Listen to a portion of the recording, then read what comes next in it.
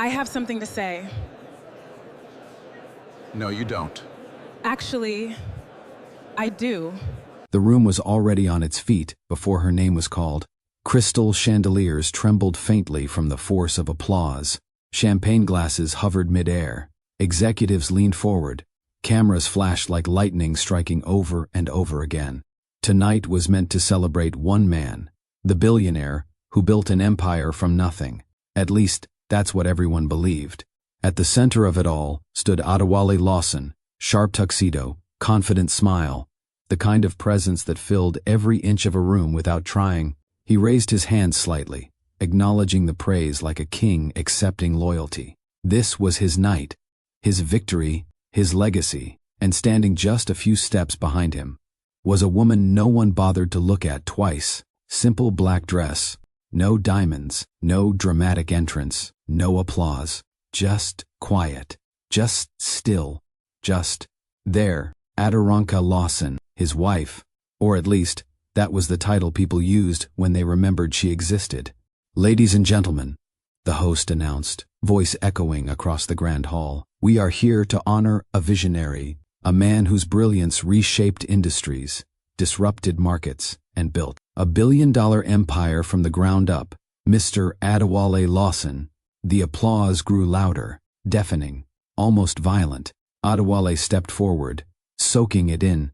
Every clap, every cheer, it fed him, because this was the story he had told the world, that he built everything alone, that he was the mind, the force, the reason, and for years, no one questioned it, not even the woman who stood behind him, until tonight.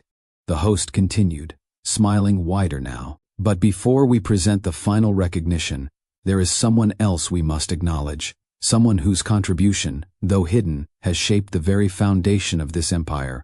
A subtle shift, not loud, not obvious, but enough." Adewale's smile faltered for half a second, just half. His eyes flickered toward the host, then briefly, almost unconsciously, toward Adewale. Something in his chest tightened, a feeling he couldn't explain. "Please join me in welcoming." The host paused, letting the suspense stretch. The true architect behind Lawson Group's rise. A silence fell. Confused murmurs rippled through the crowd. Who? What was this? Even the board members exchanged glances. This wasn't in the program. Adewale straightened slightly, jaw tightening. This was supposed to be controlled, predictable, perfect. Mrs. Adewale Lawson. The name landed like a crack in glass, soft, but devastating. For a moment, nothing moved. No applause, no cheers, just confusion. Then, heads turned, slowly, collectively, toward her, the woman no one had been paying attention to. Adewale didn't rush. She didn't look surprised. She didn't even look nervous. She simply stepped forward, one step, then another, calm, measured, certain.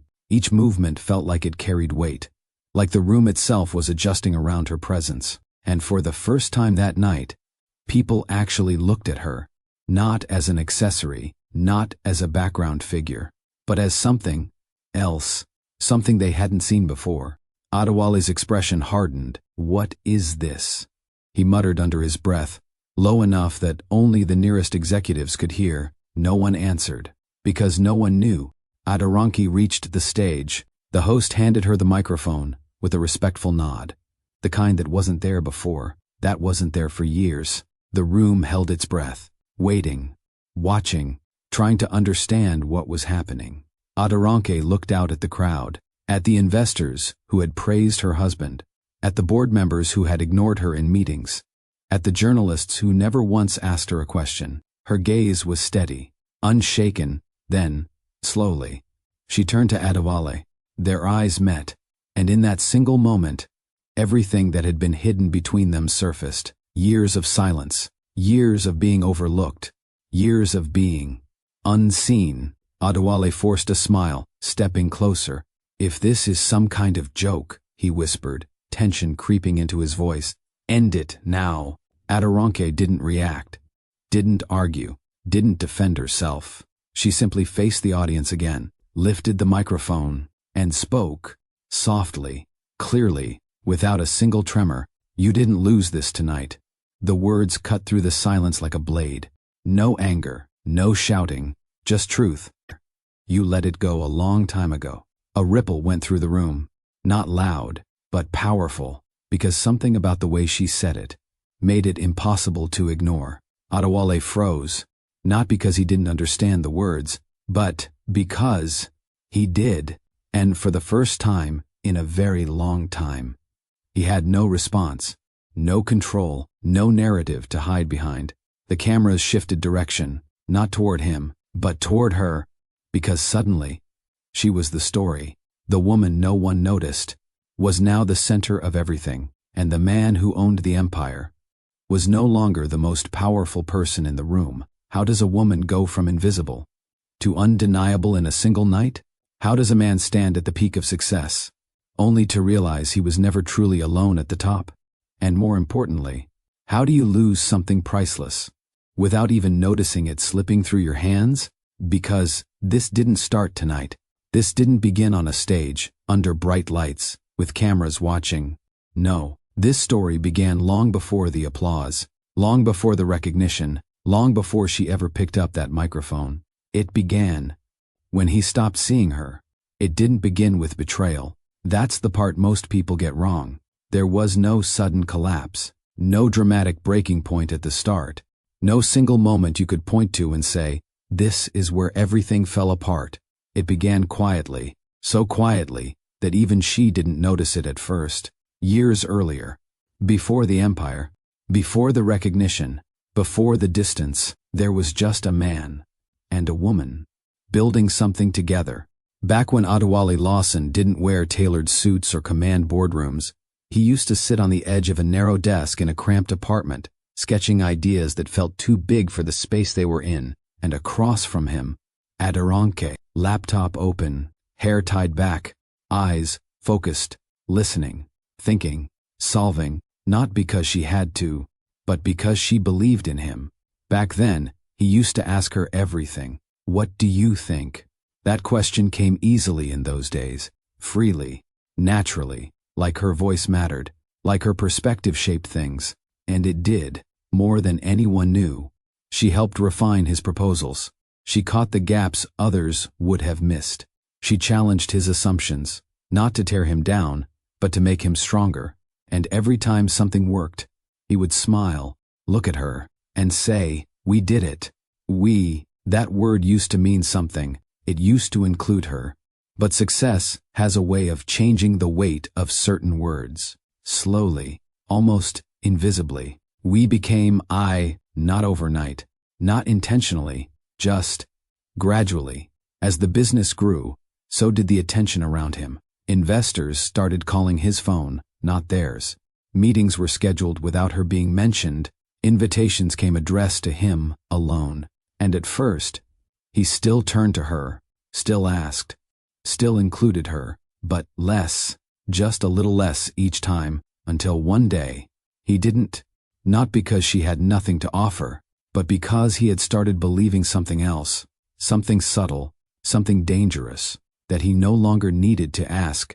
The hidden shift. He built $1 billion empire, but never realized it wasn't his. That's the truth no one saw. Not the media, not the board, not even the man himself.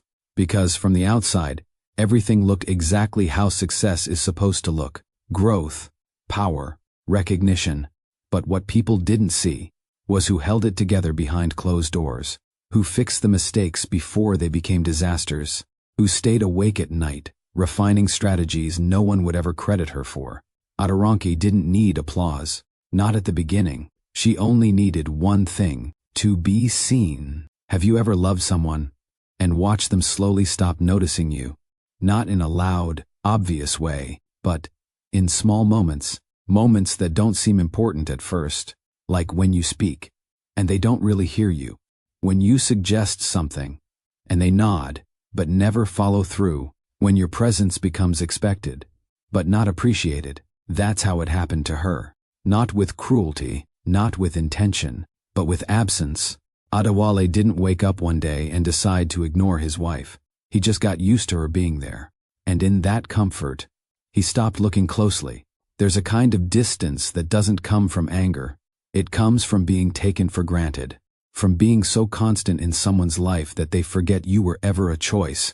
Adoranque was always there, always steady, always supportive. So he stopped asking if she still felt valued, stopped noticing the silence replacing her voice, stopped realizing that her contributions were no longer being acknowledged. And the most painful part? She didn't fight it, not loudly, not dramatically. Because when you love someone, you don't immediately assume they're leaving you behind. You tell yourself, they're just busy, that things will slow down, that they'll come back to you. So she adjusted. She stepped back in meetings. She let him take the lead. She allowed his name to carry what they built together. And each time she did, she gave away a little more of her place in the story, until eventually, she wasn't in it anymore. At least, not in a way anyone could see. Ask. The question that changes everything. What happens when the quiet one stops trying to be heard? What happens when someone who has always held everything together decides to let go? Because silence isn't always weakness. Sometimes it's preparation. Sometimes it's the final step before everything shifts. And by the time you realize what that silence meant, it's already too late to fix it. Adewale thought he was building something unshakable, a legacy, a name that would outlive him. But he never asked himself one important question. Who was holding it together while he took the credit? Because the truth is, empires don't collapse the moment they're challenged. They collapse the moment the right person stops protecting them. And Adoranque? She had been protecting his empire for years, quietly, completely, until one day, she didn't. And if you've ever felt overlooked, if you've ever given your all to someone who slowly stopped seeing your worth, then this story is going to stay with you. So take a second, like this video, drop a comment, and subscribe, because stories like this deserve to be heard. Because what happened next wasn't just about recognition. It wasn't just about exposure. It was about power shifting in a way no one expected. The board would turn, the empire would tremble, and the man who thought he had everything under control would realize the one person he underestimated was the only reason he had anything at all. The stage, the silence, the truth she spoke.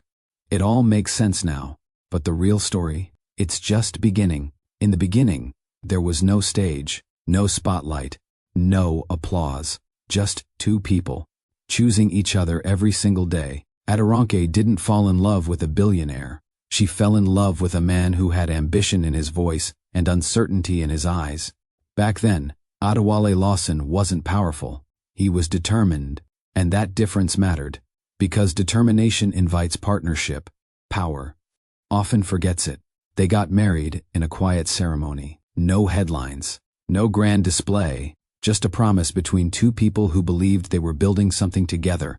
And for a while, they were. Mornings started with shared plans scribbled on paper napkins.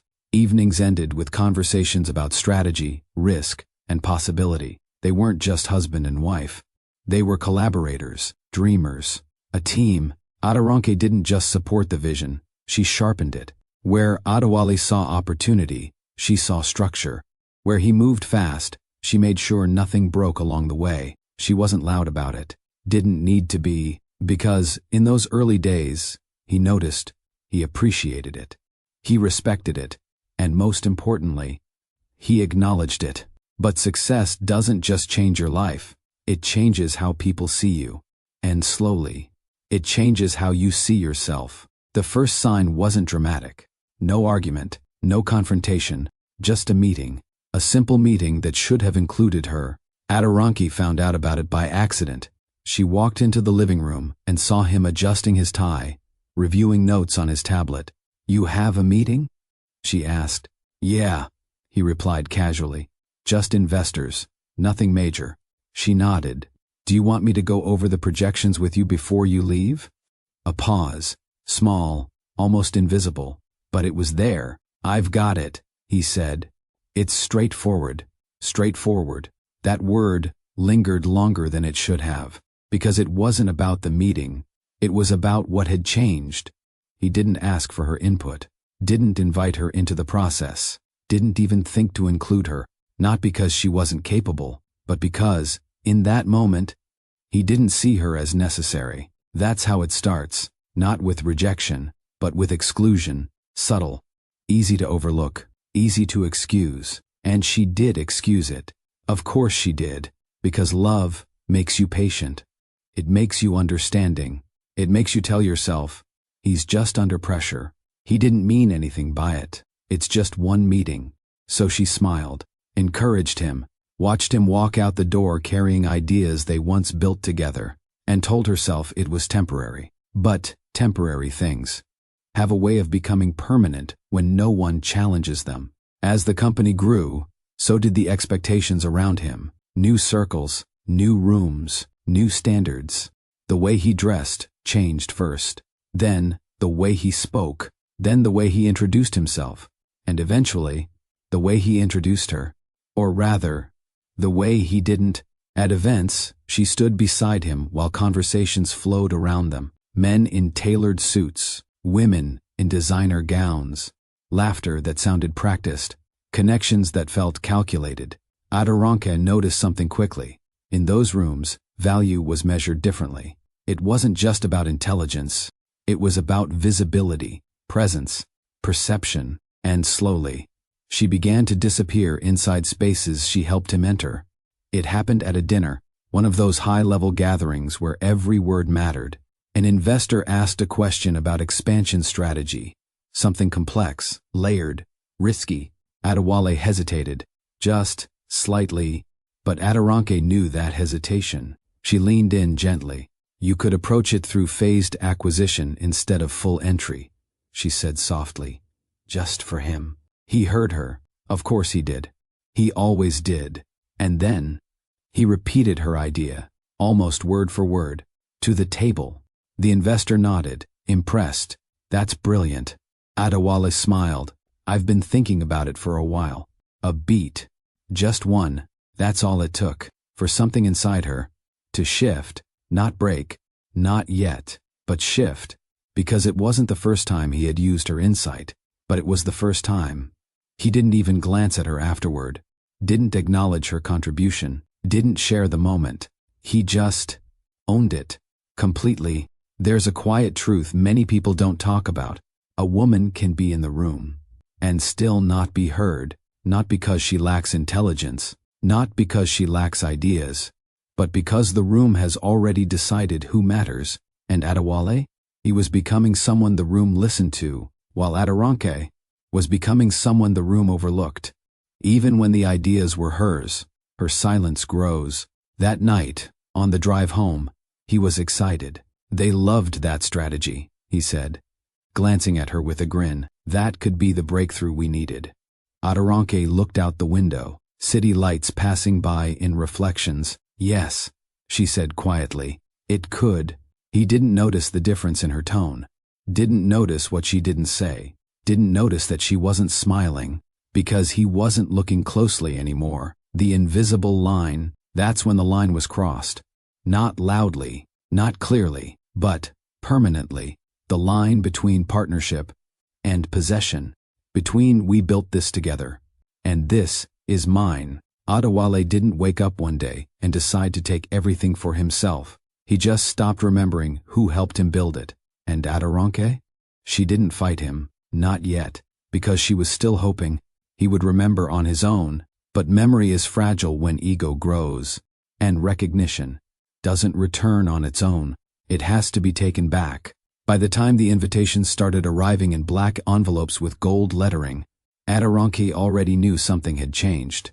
Not just in the business, not just in the way people spoke to Adewale, but in the way he carried himself when she was standing next to him. At first, she thought it was pressure. Success came with expectations. Expectations came with scrutiny, and scrutiny changed how people behaved in public. So she adjusted. She chose quieter outfits, spoke less in crowded rooms, watched more than she participated, not because she didn't belong there, but because she could feel in ways she couldn't explain yet. That she was no longer part of what those rooms were built for. The events became more frequent. Private dinners, exclusive galas, rooms filled with people who didn't just measure wealth. They measured presentation. Adewale adapted quickly. His confidence sharpened. His voice carried differently. His laugh became more controlled, more deliberate. He learned how to command attention, how to hold it, how to shape perception, and the more he mastered that world, the less space there seemed to be for anything that didn't fit its expectations, including her.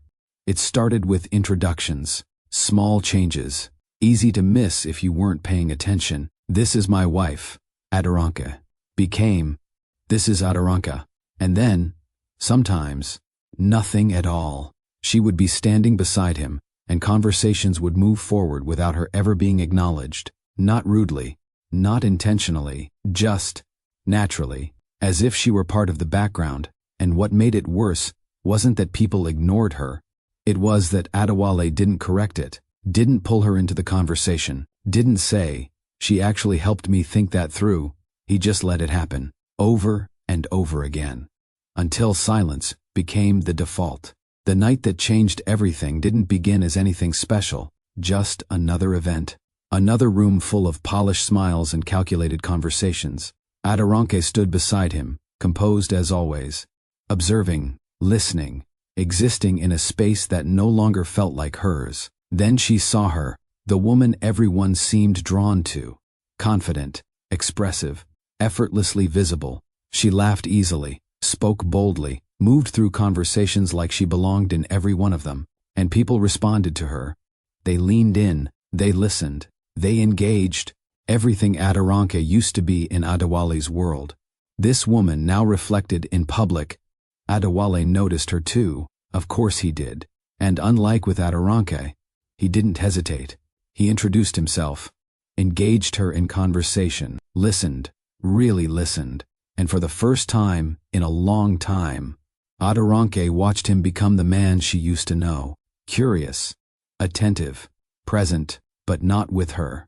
Later that evening, a small circle formed around Adewale and the woman. The discussion turned strategic, business, expansion, risk, familiar territory. Aderonke stepped slightly closer, not to interrupt, just to listen more clearly, and then it happened.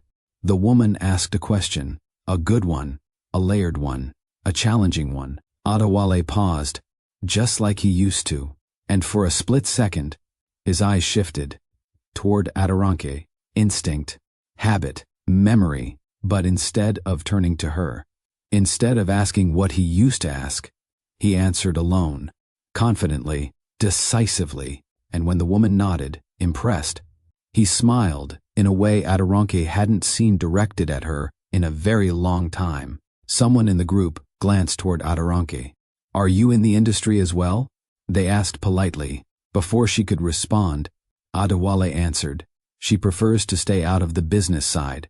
A simple sentence, clean, controlled, and completely untrue. Aderonke felt it immediately.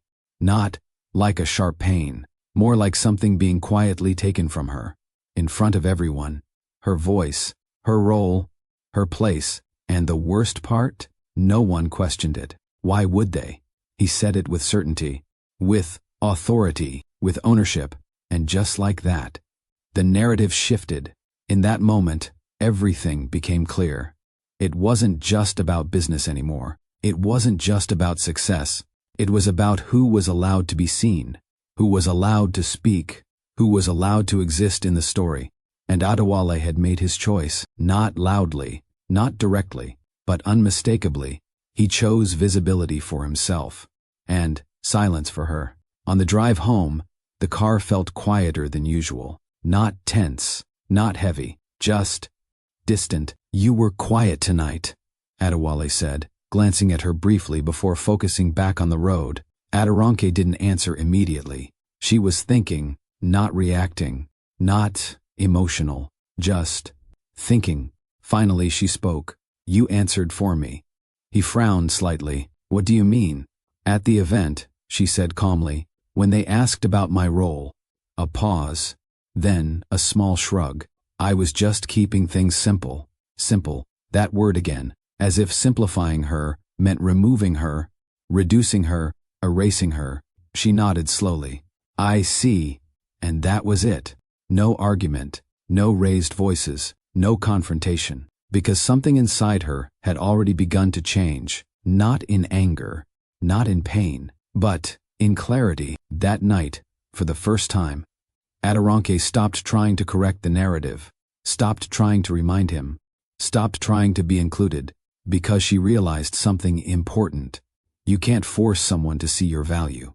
Once they've decided you don't have any, Adewale thought he was refining his image, strengthening his position, elevating his presence. But what he didn't understand was this.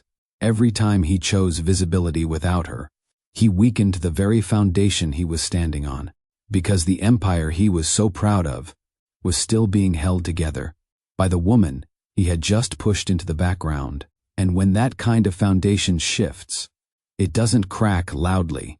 It gives way quietly, until one day, everything built on top of it falls, long before the boardrooms, the recognition, and the quiet distance that would later define them. Their story began in a place that didn't look like it could produce anything extraordinary. A small startup workspace in Brooklyn, not polished, not impressive, not important, at least, not yet. The building itself carried the weight of ambition more than success. Exposed brick walls, mismatched chairs, whiteboards filled with half-finished ideas. The kind of place where people came not because they had made it, but because they were trying to. Adoranke sat at a long wooden table near the window, laptop open, notes scattered, a quiet rhythm in her focus. She wasn't there to network. She wasn't there to impress anyone. She was there because she had an idea she couldn't ignore. Not just a business concept, a system, something structured, adaptive, scalable, something that could grow beyond the limitations most startups collapsed under. She had been refining it for months, testing logic, adjusting frameworks, building something no one else in that room would have recognized for what it truly was, except one person. Adewale noticed her before he ever spoke to her. Not because she was trying to be noticed, but because she wasn't. While everyone else in the room talked, pitching, debating, proving themselves, she stayed quiet, completely absorbed in what she was building. There was no performance in her, no need for validation, just clarity. And that stood out more than anything else. He approached slowly, not with confidence, with curiosity. What are you working on? He asked, stopping just beside her table. Adoranke didn't look up immediately. She finished typing, paused, then turned slightly toward him. It's not ready to explain yet, she said calmly. Most people would have taken that as dismissal. Adewale didn't. Instead, he smiled faintly. That usually means it's either not worth explaining, or it's something no one here would understand. For the first time, she looked directly at him, measured him, not his clothes, not his presence, but his thinking. Then she closed her laptop halfway. Sit, she said. That was how it started, not with attraction, not with charm, but with challenge. He sat across from her, leaning forward slightly. So, he said, which one is it? Adoranke tilted her head just slightly. What do you think? A small pause, a test. Adewale considered it, then answered carefully. If you thought it wasn't worth explaining, you wouldn't still be working on it. Another pause, this one longer, then a subtle shift in her expression, not quite a smile, but close. Good, she said. At least you're paying attention. For the next hour, they talked. Not about themselves, not about backgrounds, not about ambition in the usual sense. They talked about structure, decision-making systems, market behavior, failure patterns in startups. Adoranke spoke in layers, building ideas piece by piece, testing his understanding as she went. Adewale listened, really listened. And when he responded, he didn't try to dominate the conversation. He built on it, challenged it, expanded it. And that's when she noticed something about him. He wasn't trying to impress her. He was trying to understand her. At one point, she leaned back slightly, studying him. You think in execution, she said. He raised an eyebrow. That a problem? No, she replied. It's useful. A small silence followed. Then she added, but execution without structure collapses. Adewale nodded slowly. And structure without execution stays theoretical. For a brief moment, they just looked at each other, and in that moment, something aligned. This wasn't attraction yet. Not in the way people usually describe it. This was recognition. The kind that happens when two people realize they don't just see the world differently, they complete each other's way of seeing it. Neither of them said it out loud, but both of them felt it, and that feeling would become the foundation of everything that came next. Their connection didn't grow inside boardrooms. It grew between two completely different worlds. Aderonke's world was full, not in wealth, but in life. Brooklyn wasn't just where she worked. It was where she belonged. Evenings weren't quiet or isolated. They were filled with music drifting through open windows, conversations spilling onto sidewalks, laughter that didn't need permission to exist. Her community moved differently. People showed up for each other, unannounced, unfiltered, real. There were gatherings where food wasn't measured.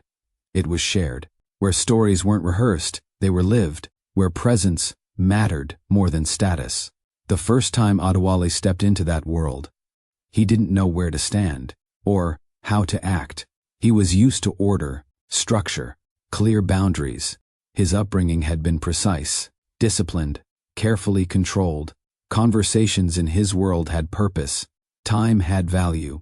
Emotions were managed, not expressed freely. At one of her community gatherings, someone handed him a plate before he could even ask what was being served. Another person pulled him into a conversation he didn't expect. Music played somewhere behind him, loud enough to feel. Aderonke watched him from across the room, not to see if he fit in, but to see how he responded. He adjusted, not perfectly, not immediately, but sincerely, and that mattered more than anything else. Later that night, they stepped outside. The air quieter now, the city settling. Adewale exhaled slowly. That's different, he admitted. Aderonke leaned lightly against the wall, watching him. Different good? She asked. He thought for a moment, then nodded. Different real. She smiled, and this time, it was unmistakable. In return, he introduced her to his world. Private spaces, controlled environments, rooms where every detail had intention behind it. Aderonke noticed how people spoke there, carefully, measured, nothing wasted, nothing accidental, and while she understood it, she didn't lose herself in it. That balance between them, her warmth, his structure, her fluidity, his control, it didn't clash. It complemented, at least. In the beginning, their relationship didn't rush. It unfolded, conversation by conversation, moment by moment. Late evenings turned into longer ones. Work sessions became something else entirely. They would sit across from each other for hours, sometimes speaking, sometimes not. Comfort didn't need noise. Why do you care so much about getting it right? Adewale asked one night, watching her refine a model for the third time.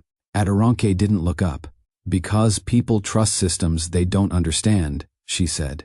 And that makes them vulnerable to bad ones. He studied her for a moment. That sounds personal. Now she looked up. It's practical.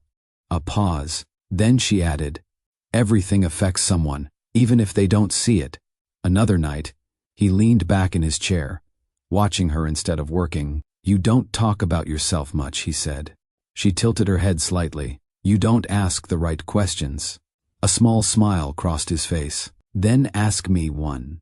She held his gaze, then said, why do you want to win so badly? No hesitation, because I know what it feels like to be overlooked. Aderonke's expression softened. Then don't become the kind of person who overlooks others, she said quietly. He didn't respond immediately, because something about the way she said it stayed with him. That's how their connection deepened, not through grand gestures, but through understanding, through conversations that revealed more than they intended, through moments where silence carried just as much meaning as words. And somewhere along the way, it stopped being just intellectual. It happened on a night that wasn't planned to be important. No event, no milestone, just rain against the windows of the small apartment they were beginning to share more often than not. Adoranke sat on the couch, legs folded slightly beneath her, reviewing something on her laptop. Adewale stood near the window, watching the city blur behind the rain. "Do you ever get tired?" he asked suddenly. She didn't look up. "Of what?" "Thinking about everything all the time." Now she paused, closed the laptop slowly, then leaned back. "Do you ever get tired of needing to prove yourself?" she asked in return. A quiet exchange, honest, unprotected. He walked over, sat beside her, closer than before, not touching, but aware. "I didn't expect to meet someone like you," he admitted. Adoranke glanced at him. "What does that mean?" He took a breath. "Someone who sees things before they happen." A small pause, then, softer. "Someone who sees me before I've even figured myself out." For the first time, there was no distance between them. Not intellectual, not emotional. Adoranke reached out slightly, not dramatic, not hesitant, just enough, her hand resting over his, and in that moment, there were no titles, no ambition, no future expectations, just two people, choosing each other, fully, honestly, without hesitation. That night didn't change everything, but it defined something, a foundation built on more than attraction, more than convenience, more than timing. It was built on understanding, and that kind of connection doesn't fade easily. Before the company had a name, it had a system, and that system belonged to Adoranke. She didn't present it as ownership, she didn't frame it as power, but it was a fully adaptive operational structure designed to evolve with market behavior, not rigid, not predictable, responsive, learning, adjusting, growing stronger with every iteration. Adewale saw its potential immediately, not because he created it, but because he understood what it could become. "This isn't just a framework," he said one night, reviewing her work. "It's a foundation." Adoranke nodded slightly. "It's protection," she corrected. "Protection from failure, from instability, from collapse." Everything the company would later survive was because of that system, and quietly, without announcing it, she made sure it was hers, documented, protected, structured in a way that could never be taken without consequence. He didn't notice, because he trusted her completely. Adewale took what she built and brought it to life. He pitched it, presented it, expanded it, moved it into spaces she had no interest in navigating. Investors, partnerships, growth strategies. Where she created stability, he created visibility. Where she designed systems, he drove momentum. Together, they were unstoppable. At least, that's how it looked. The work didn't separate them, it brought them closer. Long nights turned into shared routines, coffee growing cold beside untouched laptops, ideas flowing between them without effort. Sometimes they worked in silence, sometimes they debated for hours, sometimes they just sat together, knowing they were building something bigger than either of them alone. "You know this only works because of you," Adewale said once. Adoranke shook her head slightly. "It works because we balance each other." That word again, we, still intact, still real, still theirs. There were signs, small ones, easy to overlook. Every major breakthrough traced back to her logic. Every crisis avoided came from her foresight. Every structure that held under pressure came from something she designed. And while the world would later see Adewale as the face, the truth was already written into the foundation, not loudly, not publicly, but permanently, because Adoranke didn't just help build the empire. She made sure it could never exist without her. Have you ever helped someone build something, only to feel invisible later? Comment below. Success didn't arrive all at once. It accumulated, deal by deal, expansion by expansion, recognition by recognition, until one day, the company was no longer just growing, it was being watched. The first article came quietly, a business feature, highlighting emerging innovators, reshaping market systems. Adewale's name was in bold, his photo centered, His words quoted. Adoranka read it twice, not because she was surprised by the success, but because of what was missing. There was no mention of the system, no mention of the structure that made everything possible, no mention of her. She didn't react immediately, didn't confront him, because at that point, it could still be explained. Media simplifies things, narrows stories, focuses on a single face. But then came the next article, and the next, then interviews, panels, invitations, and with each one, the narrative became clearer, more defined, more fixed. Adewale Lawson wasn't being presented as part of a partnership. He was being positioned as the mind behind everything, the visionary, the architect, the one who made it all happen. And slowly, he stopped correcting it. At first, he would say we, mention a team, keep things balanced. But over time, that changed. I built this to solve a problem I saw early. My strategy was always focused on adaptability. My company operates differently because I designed it that way. Adoranke noticed the shift immediately, not because the words were loud, but because of what they replaced. We disappeared. I took its place, and the world accepted it without question. Because people believe what they're shown consistently. The cameras followed him. The headlines centered him. The narrative shaped itself around him. And Adoranka? She remained where she had always been. Close enough to see everything. Far enough to not be seen at all. It became routine. Requests came in constantly.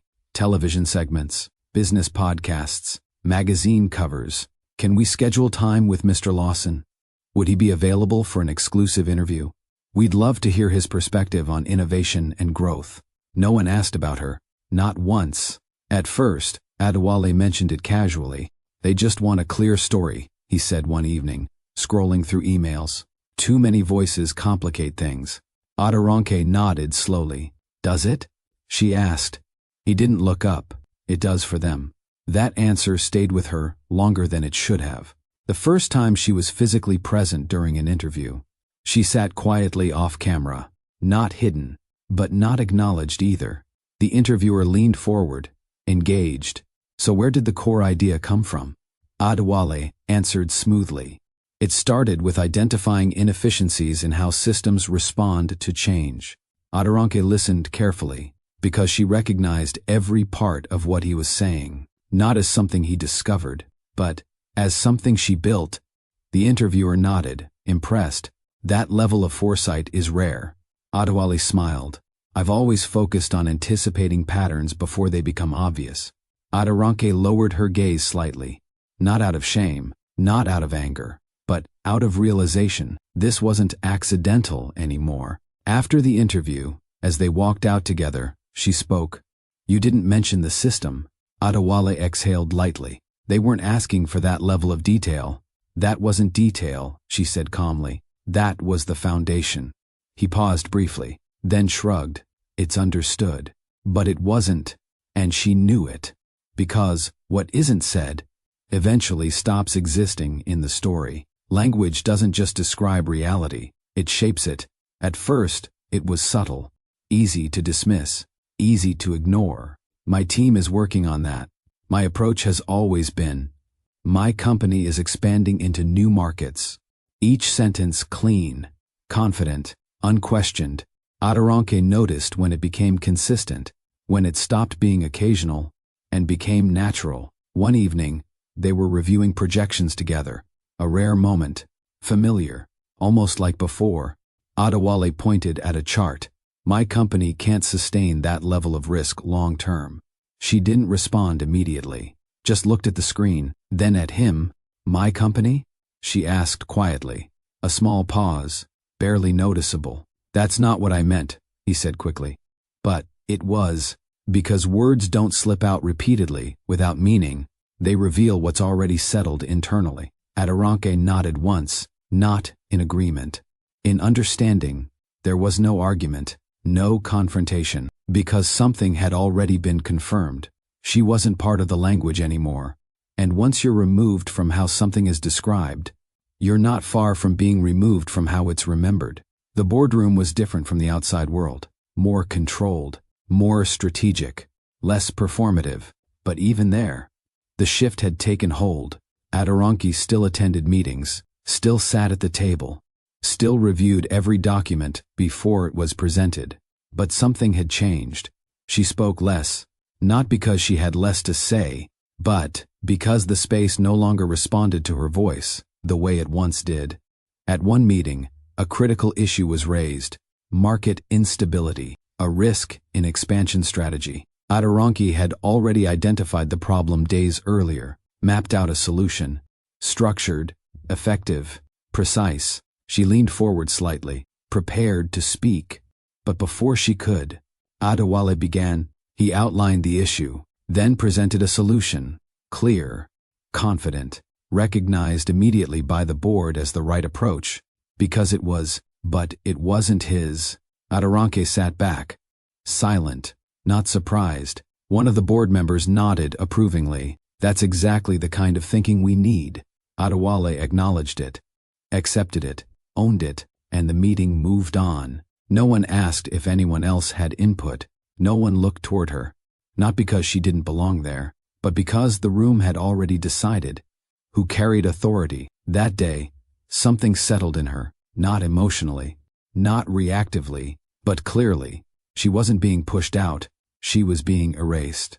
While still sitting in the room, and the most dangerous part, no one noticed it happening. The distance between them didn't arrive with arguments. It arrived with silence, not heavy silence, not uncomfortable silence, just absence. Conversations became shorter, more functional, less meaningful. What time will you be back? Late. Okay. Did you eat?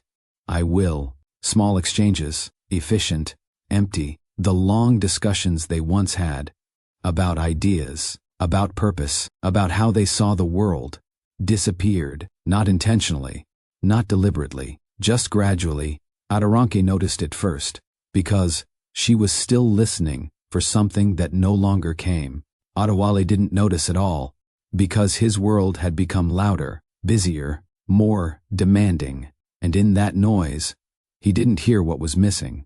There are moments in a relationship that don't look important from the outside, but they define everything. Adoranki had one of those moments. She was sitting alone in the living room, laptop closed, lights dim, not working, not thinking about strategy, just still.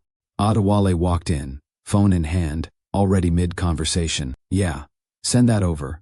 I'll review it tonight. He ended the call without looking up. You're still awake? He asked. She looked at him, studied him. I was waiting for you, she said. A simple sentence, soft, honest. He nodded slightly. Long day. And that was it. No follow-up, no curiosity, no pause to understand why she was waiting. He walked past her, into another room, and the moment passed, not dramatically, not loudly, just missed. Adoranki sat there for a while longer, then stood up, turned off the light, and went to bed, alone. She didn't give up immediately. One evening, she found him in his office, focused, surrounded by screens. Adewale, she said gently. He didn't look away from what he was doing. Give me a second. She waited. A minute passed, then another. Finally, he glanced up. What's up? She stepped closer, not distant, not guarded, still open. Do you remember when we used to sit and talk without needing anything to be done? She asked. He frowned slightly. Of course. I miss that, she said. A pause. Then he leaned back slightly. We're just in a different phase right now. A careful answer. Reasonable. Detached. Adoranki held his gaze. And after this phase? She asked. He didn't respond immediately. Because he didn't have an answer. And that silence said everything. The shift wasn't harsh. That's what made it harder to confront. He wasn't cruel. He wasn't angry. He wasn't openly dismissive. He was just unavailable. One night, she sat beside him while he reviewed documents. Adewale, she said softly. He responded, eyes still on the screen. I feel like I'm losing you. That got his attention. He looked at her. You're not, he said quickly. But it feels like I am, she replied. He exhaled. Not frustrated, just tired. You're overthinking it, he said. Everything is fine. Everything is fine. The easiest way to dismiss something is to redefine it as nothing. Aderonke nodded slowly, not because she agreed, but because she understood something clearly now. He wasn't seeing what she was feeling, and more importantly, he wasn't trying to. She still loved him. That hadn't changed. Not yet. But love, without recognition, begins to feel like absence. And Aderonke, for the first time, was beginning to understand what it meant to be present in someone's life and still feel completely unseen. The decision didn't arrive as a discussion. It arrived as a conclusion. Adewale didn't sit her down to ask what was wrong. He didn't try to trace when things began to change. He didn't revisit the distance that had grown between them. He framed it simply, cleanly, like everything else in his life. This isn't working anymore. The words were delivered without hesitation, without softness, without pause. He expected resistance, not necessarily anger, but something, emotion, reaction, pushback, because that's what endings usually look like. But Aderonke didn't respond the way he anticipated. She didn't interrupt him, didn't question him, didn't try to change his mind. She listened, fully, quietly, and when he finished speaking, she nodded once, not in agreement, not in surrender, in acknowledgement. Adewale frowned slightly. That wasn't how this was supposed to go. I've already spoken to legal, he added, watching her carefully. They'll handle the details. Still no reaction, no argument, no visible hurt, no attempt to hold on, just stillness. And that unsettled him more than anything else could have, because conflict is easier to navigate than silence. Conflict gives you something to respond to, something to control. But silence? Silence leaves you alone with your own assumptions. And Adewale filled that silence the only way he knew how. He interpreted it. She understands, he thought. She knows this is the right decision. But what he didn't realize was that she had already made her own decision long before he spoke. The papers arrived within days, structured, precise, thorough. A meeting was scheduled, neutral location, professional setting, everything handled the way Adewale preferred. Controlled, efficient, final. Aderonke sat across from him, composed, unmoved. The lawyer began explaining terms, asset division, ownership breakdown, financial agreements. Adewale barely listened, because in his mind, the outcome was already clear. He had built the company. He had grown it. He had become its public identity. And Aderonke, in his view, she had simply stepped away. So there was nothing to dispute, nothing to contest, nothing to fight for. The lawyer slid the documents across the table. Aderonke picked them up, turned a few pages, paused briefly, then reached for the pen. Adewale watched closely, waiting, for hesitation, for a question, for something. But it didn't come. She signed, page after page, without interruption, without negotiation, without resistance, and with each signature, the distance between them became official, legal, recognized. Final. Adewale leaned back slightly, a strange sense of closure settling in. That was easier than I expected, he said. Aderonke looked at him. Calm, clear. Was it? She asked softly, a simple question. But there was something beneath it, something he didn't pause long enough to understand, because in his mind, easy meant resolved, but in reality, easy sometimes means already decided, after it was done, after the papers were signed, after the separation became official. Adewale didn't dwell on it. He explained it, to himself, to others. In the end, we just wanted different things. A clean narrative. Acceptable, understandable. She preferred a quieter life. The pressure wasn't for her. She couldn't adjust to everything that came with this level of growth. Each explanation sounded reasonable, measured, convincing, and because he believed it, so did everyone else. No one questioned him, no one asked deeper, no one considered another version of the story, because from the outside, it made sense. A powerful man, a demanding world, a partner who stepped away, simple, clear, logical, and Adoranque, she didn't correct it, didn't respond, didn't challenge the narrative. She let it exist.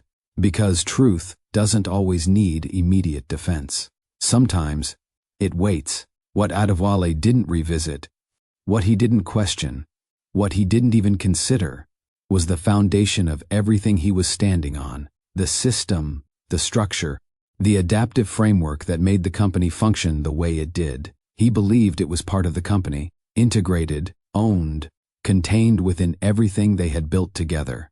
But it wasn't, because years earlier, before the expansion, before the recognition, before the shift in language and power, Adoranque had done something quietly. She documented her work, registered it, structured it legally, not out of distrust, not out of fear, but out of understanding. She knew what she had created, and she knew its value, so she protected it. Carefully, completely, without announcement, without confrontation, and most importantly, without needing permission. So when the divorce papers were signed, when ownership was divided, when everything appeared settled, one thing remained unchanged. The core system was still hers, and the company, it was still built on it, a reality that hadn't surfaced yet, but would. From the outside, nothing was lost. If anything, Adewale seemed to rise even higher. More interviews, more recognition, more visibility. The narrative strengthened. A visionary leader, a strategic mind, a man who built something from nothing. His schedule filled faster than ever. His presence expanded into new spaces. His name carried more weight. And without Adoranque beside him, the story became even simpler. One man, one vision, one success. Clean, marketable, complete, or at least, that's how it appeared. Because success, on the surface, doesn't always reflect stability underneath. Adoranque didn't step into another spotlight. She didn't give interviews. She didn't correct the narrative. She simply stepped back, not dramatically, not noticeably, just completely. From public view, from industry conversations, from anything that tied her visibly to what had been built. To most people, she faded, a quiet exit, a forgotten presence. But absence doesn't always mean loss. Sometimes, it means repositioning. While the world focused on Adewale, Adoranque focused elsewhere, not on revenge, not on exposure, on structure. She reviewed everything: contracts, agreements, dependencies, every part of the system she had built. She understood it completely, because it was hers, and she began to move, quietly, adjustments here, clarifications there, reinforcements in places no one else thought to check.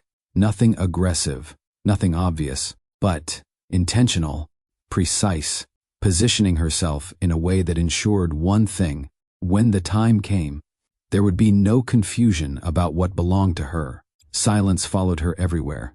Not the kind that feels empty, the kind that carries intention. She didn't rush, didn't react to public perception, didn't engage with narratives that excluded her. Because she understood something Adewale didn't. Timing matters more than reaction. And truth, delivered at the right moment, carries more power than truth defended too early. So she waited, not passively, but deliberately, watching, observing, allowing everything to continue exactly as it was. Because the more stable things appeared, the more impactful the shift would be when it came. Sometimes silence isn't weakness. It's preparation. Do you agree? The night had been planned for months, not as a celebration, as a statement. A founders' gala in Manhattan, hosted in one of the city's most exclusive venues, where influence wasn't announced. It was understood, the kind of place where every detail carried intention. From the polished marble floors to the quiet precision of staff movement, nothing existed without purpose. Crystal chandeliers stretched across the ceiling like suspended constellations, casting a soft glow that reflected off glass, gold, and carefully chosen expressions. Every guest in the room belonged there, or at least, had proven they deserved to be seen there. Investors, executives, media figures, People who didn't just observe success, they shaped it. Conversations flowed in measured tones, deals hinted at without being spoken directly. Power moved subtly through posture, eye contact, timing, and at the center of it all, a name that carried weight before it was even spoken: Adewale Lawson. His company had moved beyond growth. It had entered dominance. And tonight was meant to reinforce that. Adewale stood among them effortlessly, not as someone trying to belong, but as someone who defined the space. His presence had changed over time. Where there had once been ambition, there was now certainty. Every movement controlled, every interaction deliberate. He didn't rush conversations, he guided them. He didn't seek attention, it followed him. People approached him with respect that bordered on admiration, listening closely, responding carefully, because in their eyes, he wasn't just successful, he was essential. "This is only the beginning," he said to one investor, voice steady, confident. "We're expanding into systems no one has fully tapped into yet." The investor nodded, impressed. "I don't doubt it," he replied. "You've already proven you see what others miss." Adewale accepted the compliment without hesitation, because at this point, he believed it. Fully, there was no uncertainty left.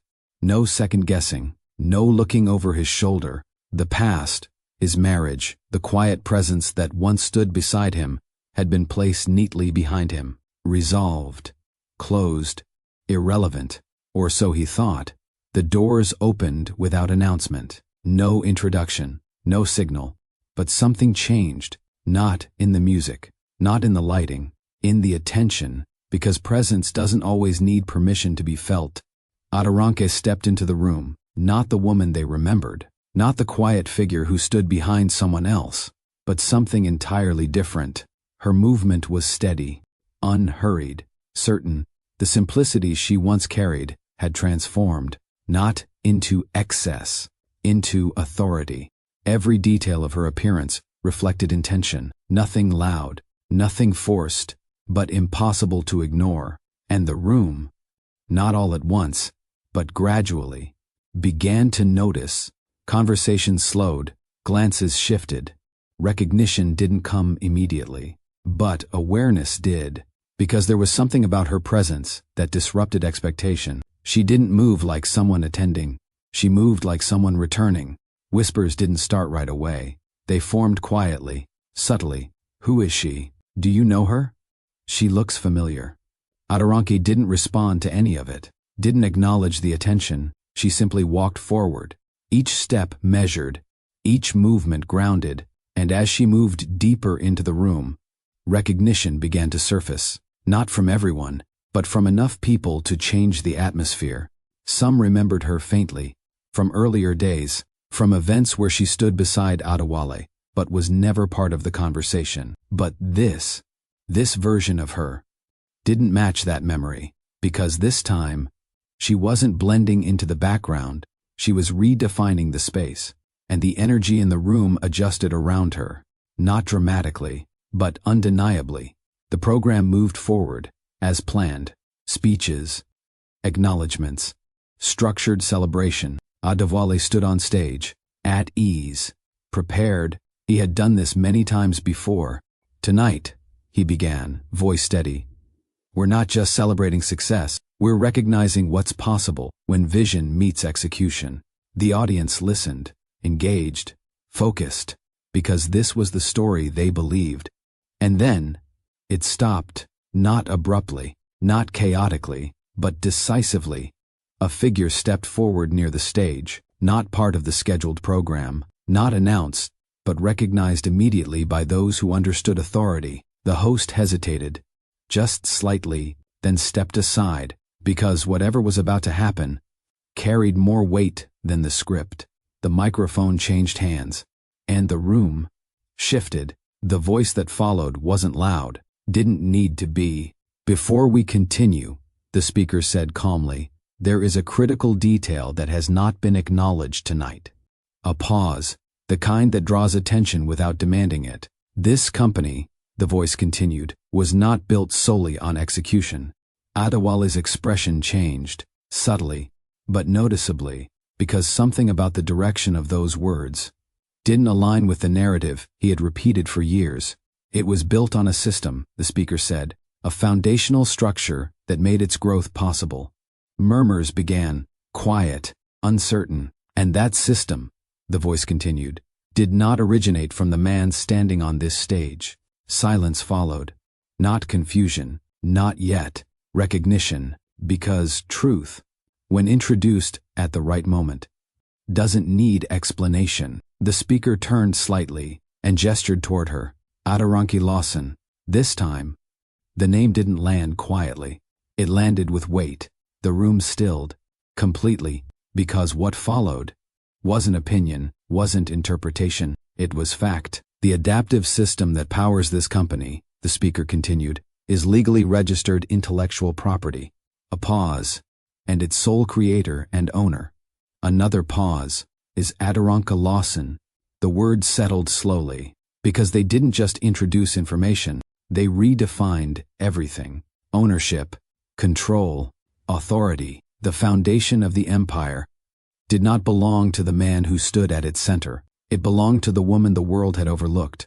Adewale didn't move, didn't speak, because for the first time, there was nothing he could correct, nothing he could reshape, nothing he could claim.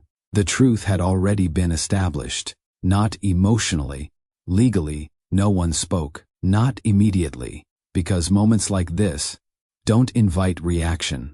They demand understanding. Investors exchanged glances, board members shifted in their seats, media figures paused, recalculating everything they thought they knew, because the story had changed. Completely, Adewale stood still, not because he didn't understand what was happening, but because he finally did. Every decision, every structure, every system that held the company together was never fully his, and the one person who made it possible had never needed to fight him. She had only needed to wait. Aderonke stood where she had always been capable of standing, at the center, not asking to be seen, but no longer allowing herself to be ignored. And in that silence, the balance of power shifted, not gradually, completely. The silence didn't break all at once. It shifted, slowly, like the room itself was trying to adjust to a truth it hadn't prepared for. Aderonke stepped forward, not toward the center of attention, but into it. There was no urgency in her movement, no need to claim the moment, because the moment had already found her. She took the microphone, held it lightly, not like a weapon, not like a tool, just something necessary. For a brief second, she looked at the audience, not scanning, not searching, acknowledging, then her gaze moved and settled on Adewale, not with anger, not with accusation, with clarity. When she spoke, her voice carried easily, not because it was loud, but because it was steady. "I won't take much of your time," she began. No introduction, no justification, no explanation of who she was, because that had already been established. "I think most of what needed to be said has already been made clear." A few people shifted slightly, still processing, still adjusting. Aderonke continued, "This was never about recognition for me." A pause. "I didn't build what I built to be seen." Another pause. "I built it because I understood what it needed to become." Her words weren't layered with emotion. They didn't reach for sympathy. They simply existed as truth. "I stayed where I was for a long time," she went on, "because I believed something very simple."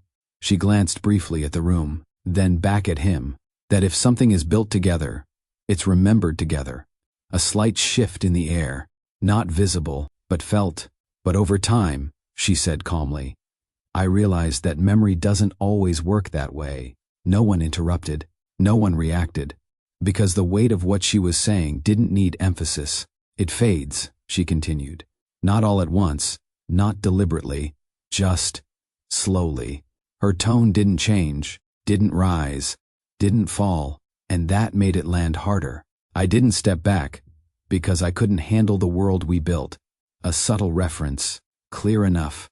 "I stepped back because I wanted to understand something." Adewale's expression shifted, not visibly to others, but internally. Something began to move. Adoranka held his gaze. I needed to see what would happen. If I stopped holding everything together. The words settled, not as accusation, as realization. And more importantly, she added, her voice still even, still controlled. I needed to see if you would remember where it came from. Silence followed, not empty, full, because that line didn't demand a response. It created one inside him. She didn't continue immediately, didn't rush to fill the space, because she understood something he was only just beginning to feel, that the most powerful moments don't need explanation. They need time to be understood. I'm not here to take anything away, she said finally. No confrontation, no correction. Another pause, just clarity. And with that, she lowered the microphone, not abruptly, not dramatically, just finished. The room remained quiet, but something had changed. Not outwardly, not in movement or sound, in perception, because now, everyone understood, not just the legal truth, the human one. Adewale stood where he had always stood, at the center, but it didn't feel the same, because for the first time, the position didn't belong to him in the way he thought it did. Her words didn't attack him, didn't accuse him, didn't expose him publicly in a way that forced offense. They did something else. They made him look back, and in that reflection, he saw it, not one moment, not one mistake, a pattern. Every time he stopped asking for her input, every time he answered instead of listening, every time he allowed the narrative to shift without correcting it, every time he said my instead of we, none of it had felt significant at the time, but now, placed together, it formed something undeniable. Loss, not sudden, not forced, accumulated, and the most difficult part to face was that it hadn't been taken from him. He had let it happen, gradually, quietly, without noticing what he was losing. He looked at her, really looked, not as the person who used to stand beside him, but as the one who had always been there, holding more than he ever acknowledged. And now, standing without him, complete, unshaken, there was nothing to say, because any response would come too late. The applause didn't come immediately, not because the moment lacked impact, but because it demanded understanding first.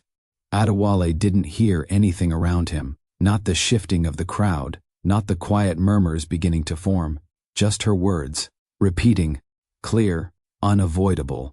I needed to see if you would remember where it came from. And now, he understood what she meant. It wasn't about the company, not really. It was about recognition, respect, partnership, things he once gave freely, then gradually stopped. He tried to trace it back, find the moment where it changed. But there wasn't just one, there were many, small decisions, small omissions, small shifts in language and behavior, each one insignificant on its own, but together, irreversible. He had built something extraordinary, but in the process, he had overlooked the person who made it possible. And now, there was no way to go back and correct it, because the moment to remember had already passed. Adoranka didn't wait for a response, didn't look for one, because she wasn't there for closure. She already had it. She stepped away from the center, calm, composed, unhurried. No one stopped her. No one called out, because something about her presence made it clear. She wasn't leaving because she had lost anything. She was leaving because she had reclaimed everything that mattered. Adewale watched her go, not with confusion, not with anger, with understanding. And that understanding carried weight, because it came too late to change anything. The distance between them now wasn't built on misunderstanding. It was built on realization, and realization doesn't reverse itself. It settles, final. Adoranka reached the exit, paused briefly, not to look back, just to take one steady breath, then continued forward, out of the room, out of the narrative that had once excluded her, and into something else, something she defined on her own terms. If this story moved you, don't forget to like, share, and subscribe. What would you have done in her place?